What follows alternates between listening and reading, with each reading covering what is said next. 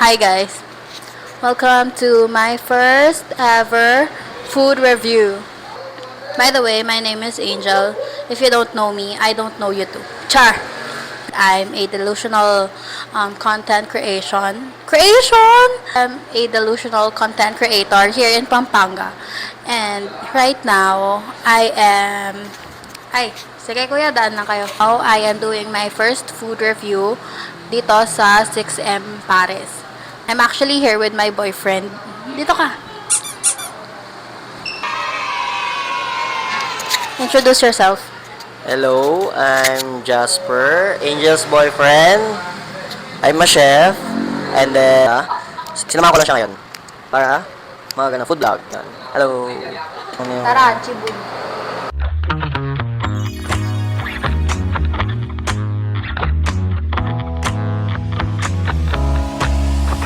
Explain mo. Ikaw mag-explain mo sa Sir Chef. Kasi tinanong ko kanina kung gano'n nila katagal.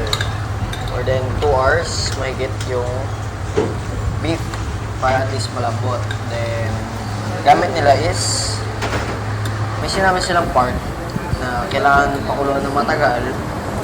Si Paris himself. Masarap. Ano siya? Hindi siya yung Chinese style na, na flavor. More into Filipino na sweet, savory, then yung lasa-lasa ng Filipino, natawag doon yung Filipino taste. Sarap nung Okay mo. Noodles.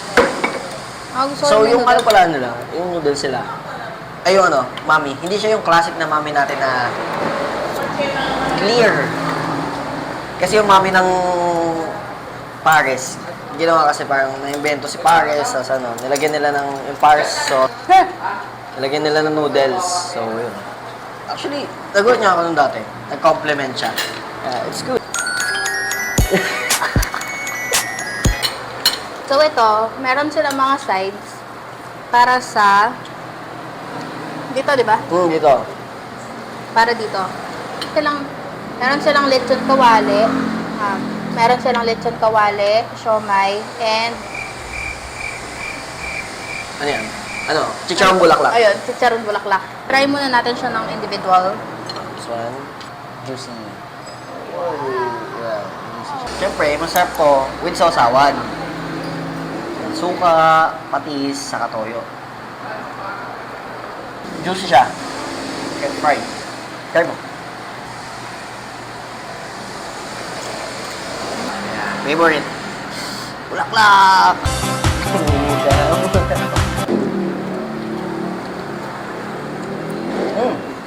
Hindi malansa yung yan. Bakit? Kasi may mga ibang chicharong bulaklak na malalansa. Nilinis nila yan, then pinakulo ng matagal sa aroma. Hindi siya malansa. Sabi ko, magpo-food review ako. Pero ikaw talaga yung nagsasalita. Kumakain lang ako sa tabi. Okay. So talaga yung madaming comments sa pagkain. Dahil siya nga yung chef. Yeah, syempre. So mas naiintindihan niya kung paano niluluto, paano pinag-prepare yung food. Ganun. Ako kumakain na talaga ako kasi sabi ko kung masarap ako, ibe. Okay, saya. Ito sila fried siomay. Ano muna tayo? Okub. Ay, meron din silang pineapple juice. Ito ang cute ng nila, buko. Ang cute. Naka-engrave. Actually, tumubo talaga to sa mga puno na ganito na agad. Try naman natin yung mga rice meal nila. Tapa. Fried chicken. Chicken. Pork chop. Pork chop. Kumain kayo dito. Laging dalawang egg. Ayun, dalawa. Pwede nyo siyang ipa-scramble. If hindi nyo prefer sa sunny side, pwede ding, mag-extra egg.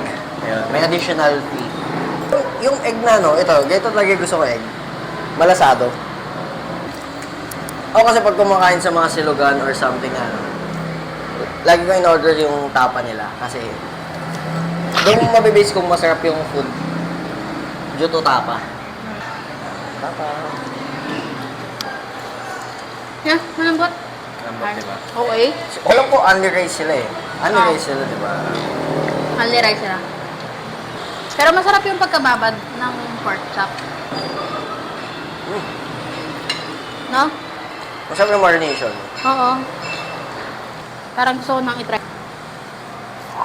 Fun fact, Ha? sisig ng Kapampangan, walang itlog. Sisig ng Tagalog, may mayonnaise at itlog. Spicy and savory. Smoky flavor. Oo. Ano siya, smoky. Smoky flavor. At the same time, Parang hindi siya niluto sa ano eh. sa grill. Oo, parang doon siya niluto. Doon siya niluto. Ginrill siya. Ganun yung lasa niya. Next, chicken. Kaya may kasama siyang fries. Ano mo lang ito? Try natin yung chicken itself. At binibigay sa jowa. Kahit yung meat marinated, tagal siya na marinate. Kaya kahit yung laman may lasa. Oo, kahit yung laman may lasa nga ha. Kasi di ba, madaming mga fried chicken, yung Balat lang. yung balat lang yung masarap, tapos yung sa loob, wala siyang lasa. Crispy. Carbon Lodi.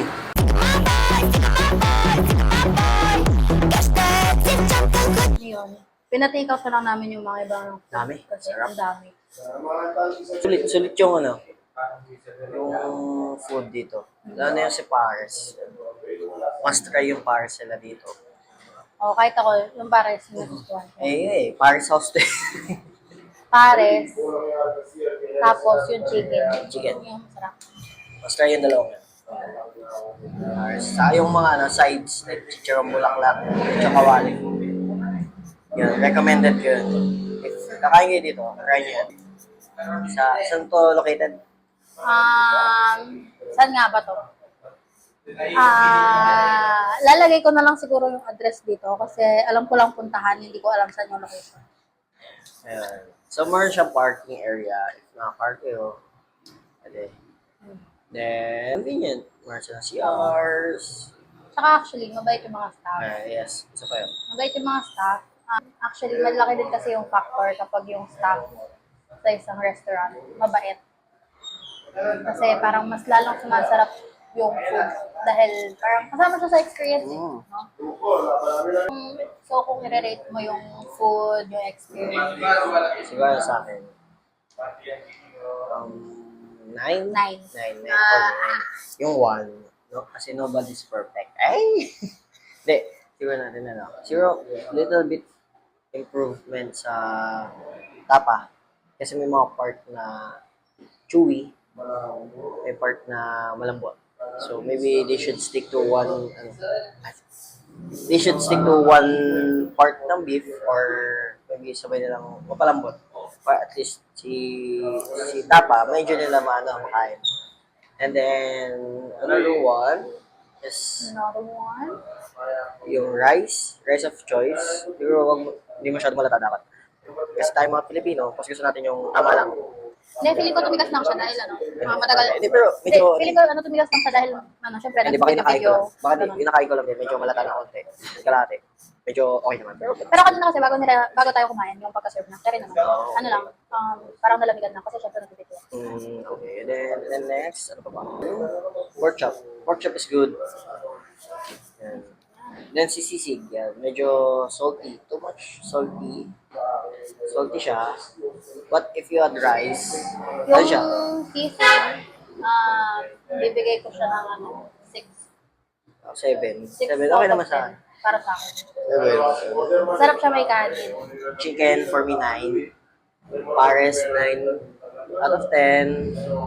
Pork chop, sabi natin 8. 8 or 7.5 na sa ganon. Ano ba ba?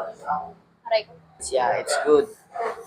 Masarap yung chicharon. Chicharon bulaklak. Masarap. Hindi siya yung parang, meron kasi iba, yung parang unang kagat mo, puro oil. Sa kanila hindi. Hindi oily. Saka hindi mabaho. Yun. Hindi malansa. Hindi siya malansa. Kasi may mga ibang chicharon medyo pagkagat, may lasa yung gamey. Gamey, kasi tawag sa mga ganun, game. Kumbaga kasi siya, innards. So medyo malansa. Malinis sila gumawa na medyo malungkot. Kung vegetarian. Budget friendly siya, yeah, it's good. Like, parang, nasa 70, around 70, 80 pesos and up. Siya. if you want to try new foods, actually, hindi siya new. It's Filipino, but it's good. Yan, that's it. Ayun na. Okay. So, thank you for watching. Sana may susunod pa.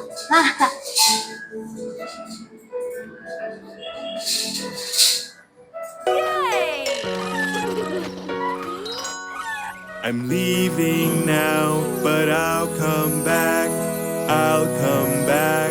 Remember that I have to go, but not for long.